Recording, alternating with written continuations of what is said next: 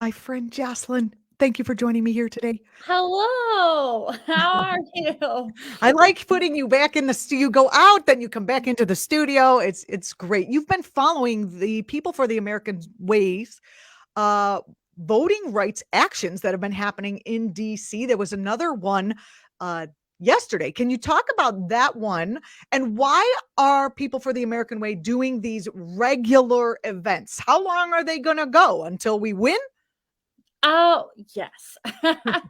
So I'd be remiss if I didn't include the League of Women Voters are also involved, Movement for Black Voters. There's so many organizations that are also there, but Right. I they apologize. Yes. no, I should be more clear. I've messed that up a couple times because PFAW is a friend of ours, but there are so many people out there yesterday. It just keeps growing. Yesterday was our third civil disobedience event for voting rights, and it was the one that centered on young people. Mm. And there were just hundreds of people out there. It was a really beautiful thing to witness, along with the grandchildren of Reverend Dr. Martin Luther King. Oh, And the youngest of which is 13. And I think we're going to hear from her on the show. But for sure. yeah, it was a very beautiful day. So, Leader Schumer said recently on the John Lewis Voting Rights Act, which is what we're pushing for right now. The quote is, with just one exception, Republicans once again obstructed the Senate from beginning its process. Given the chance to debate in what is supposed to be the world's greatest deliberative body, Republicans walked away. But, like, what is he going to do about it? Is he going to just do nothing? He could end the filibuster tomorrow, pass the bill instantly. And, instead they're just letting the corporate Democrats destroy the party and walk all over them and basically give them an opportunity and a chance to do nothing and not have to face the wrath of their own corporate contributors, including Wall Street. I'm pretty sure Chuck takes a lot of money from Wall Street. What are your thoughts on Leader Schumer's blaming the Republicans when he could easily do something? It's a really interesting point. So, for people who don't know, the filibuster is the thing which means if you want to do anything in the Senate, you have to have 60 votes, which is just unreasonable. That's fundamentally unreasonable. It creates a dynamic where bills can't get passed, which is why we are living in a legislative graveyard, literally. Was there a Nothing point in time where there were 60 people on one side? I mean, I don't remember that no, at all. It was always. but so there are two things, right? One is that, yes, we are living in a more hyper partisan time, but two, the filibuster was never meant to be executed with the frequency that we have seen over the past 10, 20 years. It has created a system where you simply cannot pass legislation, whether it's for voting rights or healthcare or anything else. The only way to get 60 people on one side is to put forth a bill so bland it's almost ineffectual, which is why we are struggling Which is right now. why, and in effect, I'm sorry, but I keep thinking like ineffectual bills are very useful to a corporate state. They're very useful. They don't want to be Exactly. regulated. We were just talking about the COP26, and we don't have to go back into that. But there's no teeth in any of these things. It's not going to live up to what it is, and I don't see the Democrats doing anything that's anti-corporate because they're No, beholden to the corporations.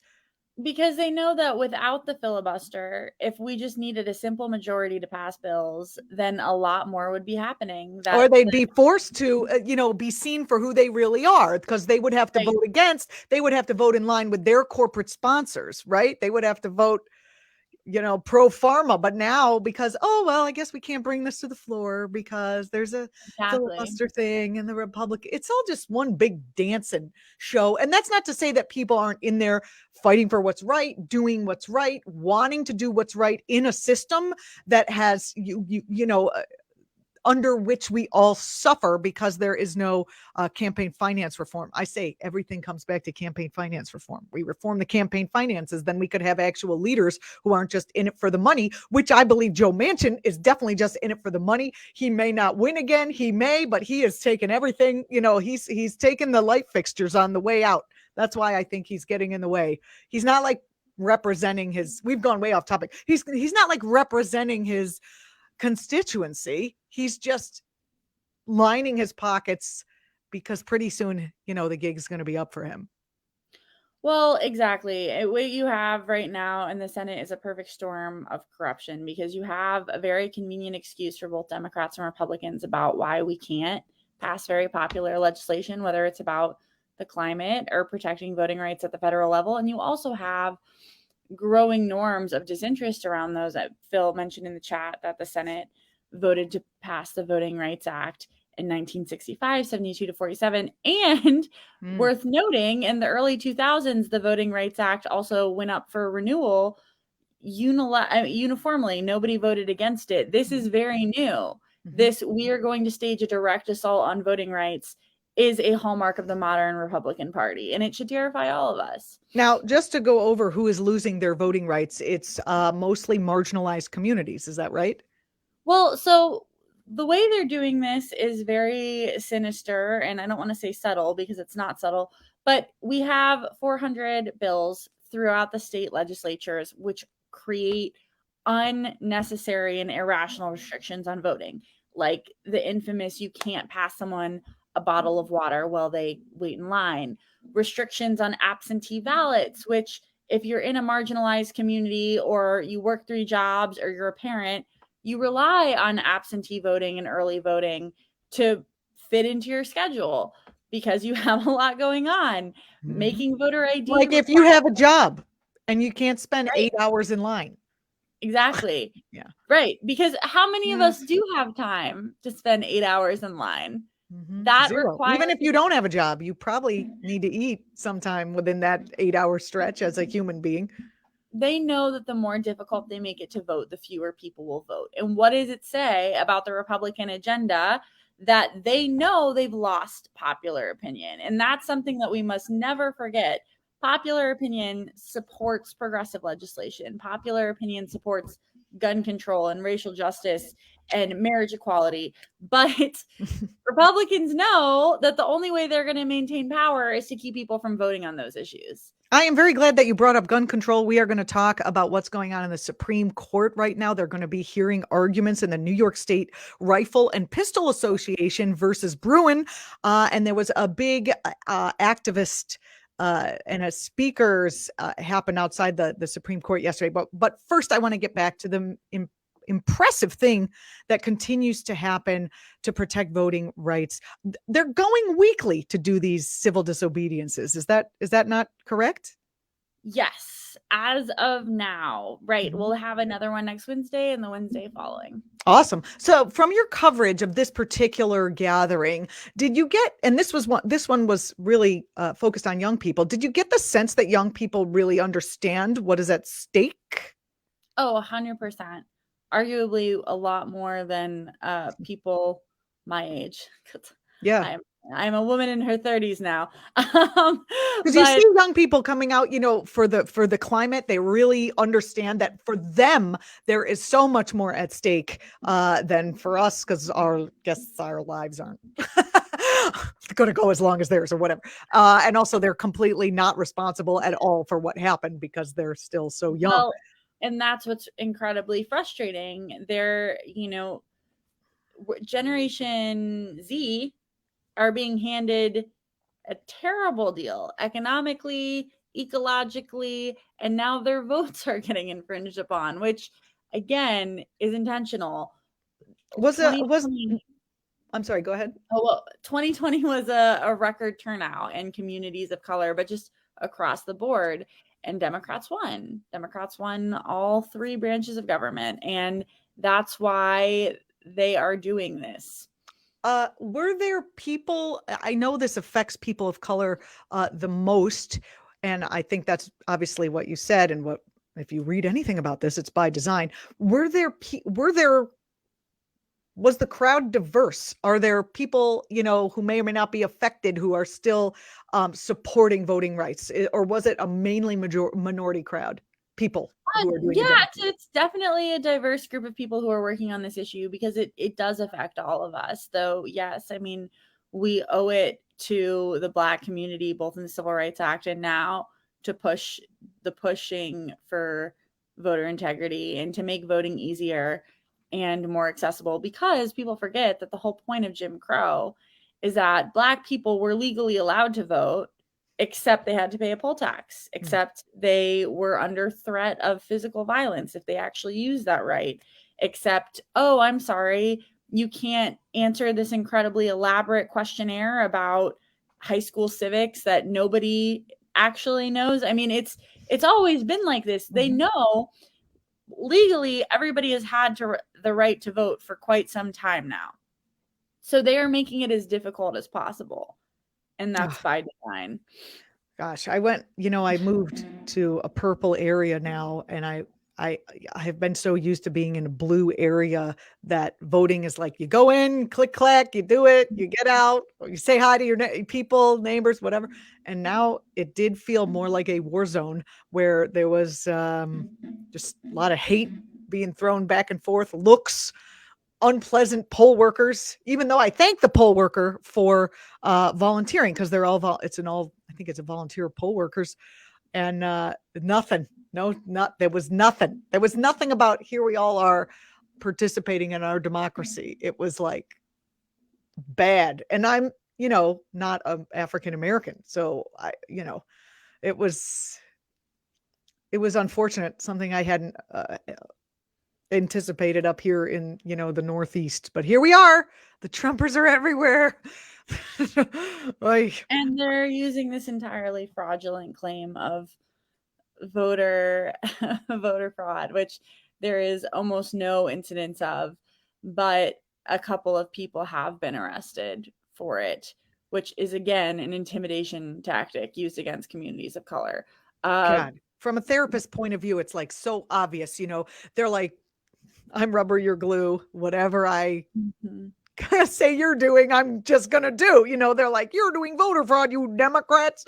And then I'm going to try to steal the entire election by force, Donald Trump. So, oh God, it's a mess out there. We do have some very powerful clips from the event that happened yesterday. We have Morgan Starr, the co-executive director of Blue Future, which is a youth-led organization that works to provide political voices for young people and make sure that youth voices are heard. Let's take a listen to what Morgan had to say. Today we are here demanding President Biden work with us. It's time to nix the filibuster and fix our Senate. Most of us believe that in order for democracy to work for all of us, it must include all of us. Young people, especially young people of color, turned out in record numbers to deliver our democracy and elect leaders who will listen to our voices. While some politicians continue to use their voice to silence ours, we will continue to fight back. That's right. Yes. Young people are uniting across race and place to come together to own our seat at the table, to say no decisions about us without us. Our youth voices need to be heard. It is past time that voting rights are accessible for everyone in this country. We claim to be a beacon of hope and democracy and freedom. We need to live up to our highest ideals and make sure that no matter your race, zip code, income, or where you're from, you have the freedom to vote. Today, we say, President Biden, it's time. It's time. No more excuses. No more excuses. We need voting rights legislation now. We are here today in front of the White House. We are mobilizing online, and we will be back again and again until we get the voting rights legislation we deserve.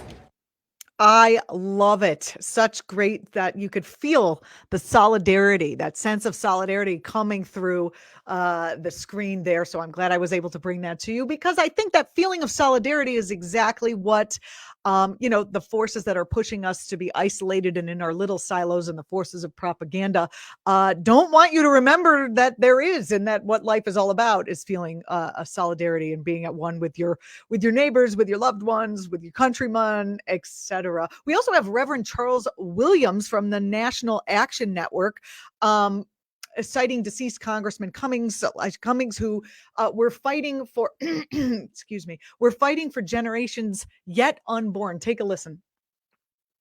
We're all out here for a purpose today. I echo the words of late Congressman Elijah Cummings, who would often say, We're not just fighting for ourselves, we're fighting for generations yet unborn. And I believe this moment is critical, and it is critical that young people are here today to say that we are taking a stand, to say that we're fighting not only for ourselves and for our brothers and our sisters, but we're fighting for our children's children, so they won't have to experience what we're experiencing now. We see over 400 bills that are fighting back and pushing back that very critical right to vote. We understand that this moment cannot be taken for granted. We tell our senators, we want you to stand on the right side of history. What side of history will you stand on? Because we understand today we will take a chance to be on the right side. And we're telling you to stand on the right side.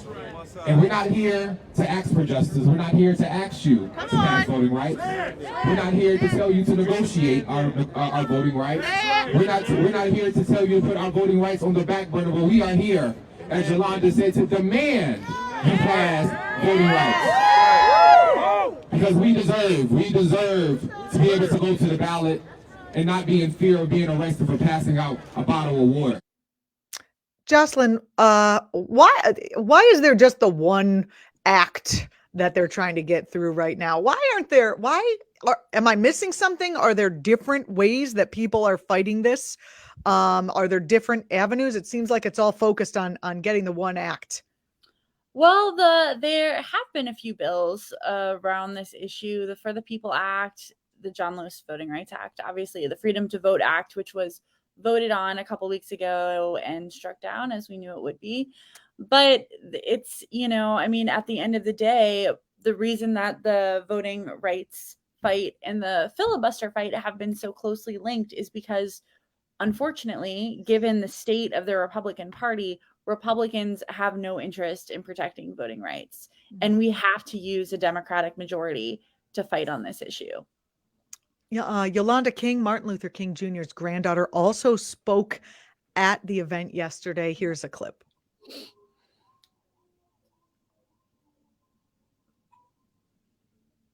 "58 years ago, my grandfather gave his famous I Have a Dream speech during the March on Washington. He wasn't painting a picture, but rather painting a romantic picture, but rather one of a country where we could live without constant crisis. He wanted to end racism and unite racism. Today, decades later, my grandfather's dream is still not a reality. Racism is alive and well in this country. Here's how I know.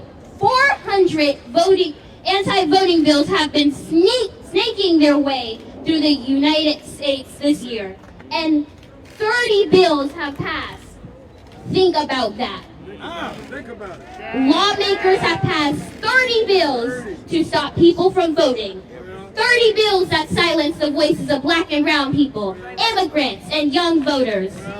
The worst of these bills make it illegal to give food and water to voters waiting in line, and make it impossible for people to have a say in the direction of our country.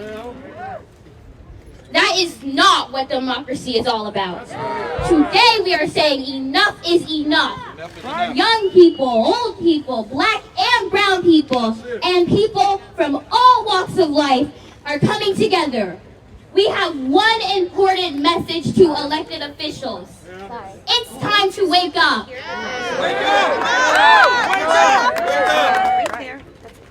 Leading up to this day, people have been asking me why I marched for voting rights as a 13-year-old without a vote and without any way to pass laws.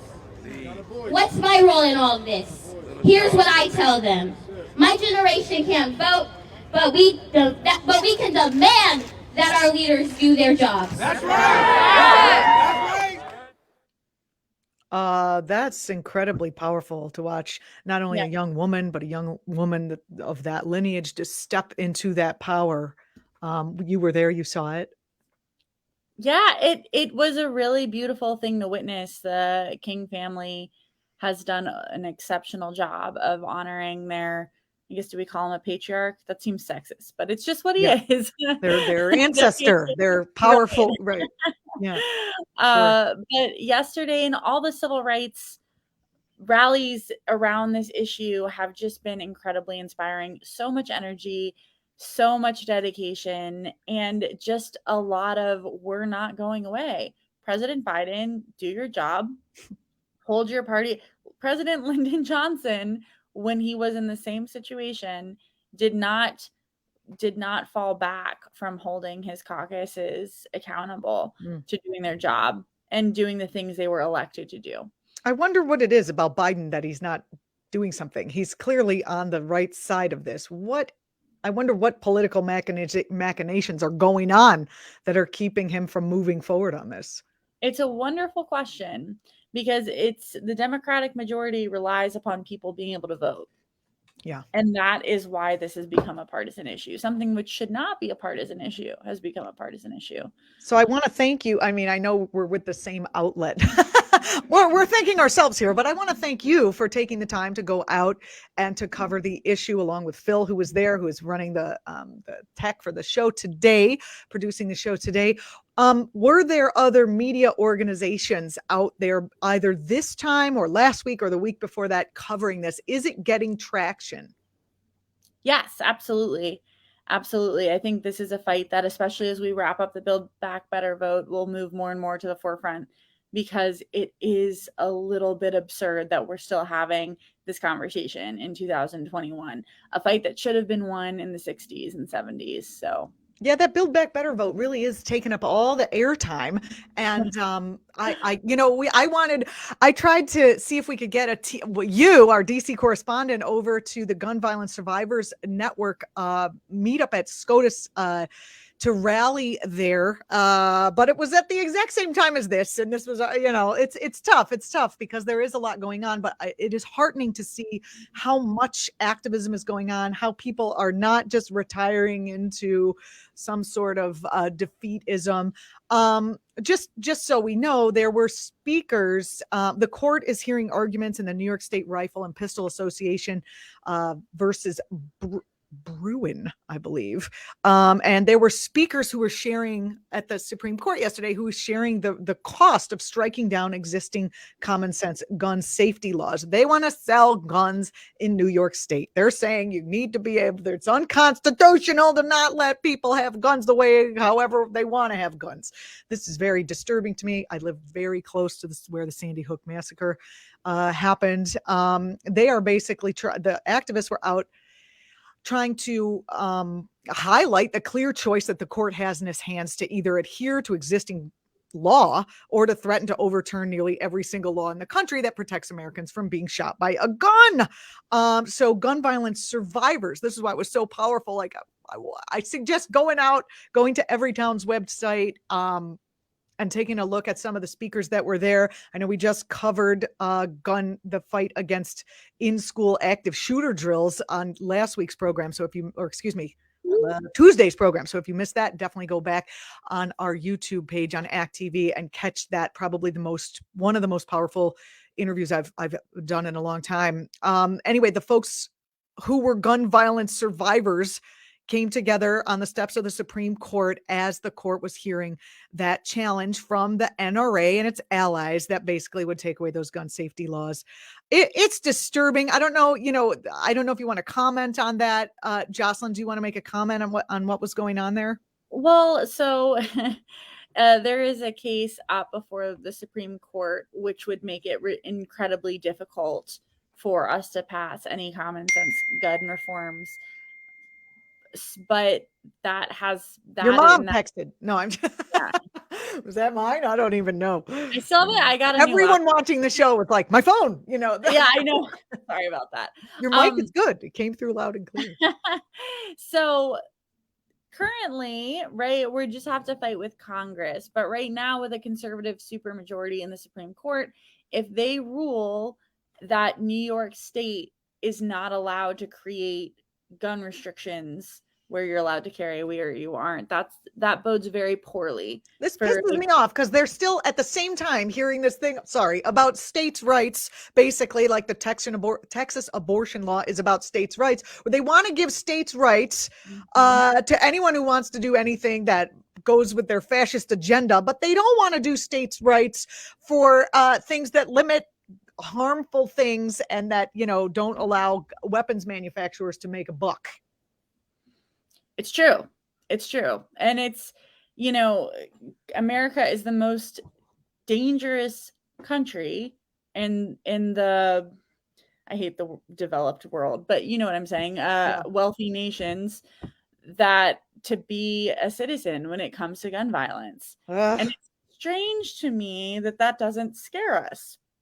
But It here does we are. scare people, but it doesn't scare the NRA. Restrictions like New York's have been, the standing, and they have already been upheld as constitutional across the country and by judges both appointed by Democrats and Republicans.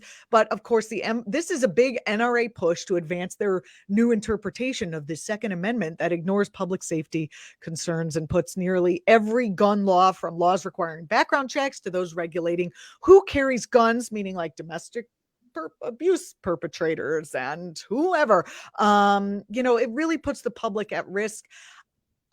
I'm I'm hoping they stick with precedent.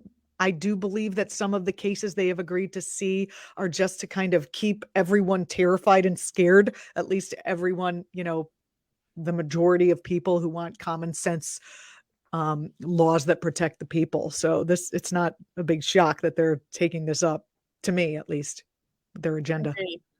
Yeah. 100%. Jocelyn, thanks for joining me. You're always a joy to have on the program, and it's always nice to have you on the ground in DC covering all the activist movements that are happening there. What is coming up on your show? Solidarity. Oh God, it always gets me. Solidarity Live. Solidarity Live. Yeah. Tomorrow we'll be discussing the Build Back Better vote, which there should be a vote today and a vote tomorrow, if everything is projected to continue but who knows? It's Washington. Yeah. But yes, we will be discussing what's next for all of us, really. I mean, there is no part of American life that Build Back Better doesn't touch on. So yeah, I'm looking forward to that. I can't wait to see it. Thank you so much. You can watch Solidarity Live on all this. Well, wherever you're watching this right now, that's where you can watch that. Thanks a lot, Jocelyn. I appreciate you coming on, and we'll see you next week. Bye. You're watching Act Now. I'm Julianna Forlano. Thank you so much for watching this show. I hope we served you in some way. I brought you a lot of content today. We just kept on talking, and now I gotta go. So don't forget to subscribe wherever you're watching. Thank you to our man Phil, who is running things and pushing buttons and making sure everything goes out over the airwaves to get from my voice to your eyeballs. Thank you so much for watching. We'll see you on Tuesday.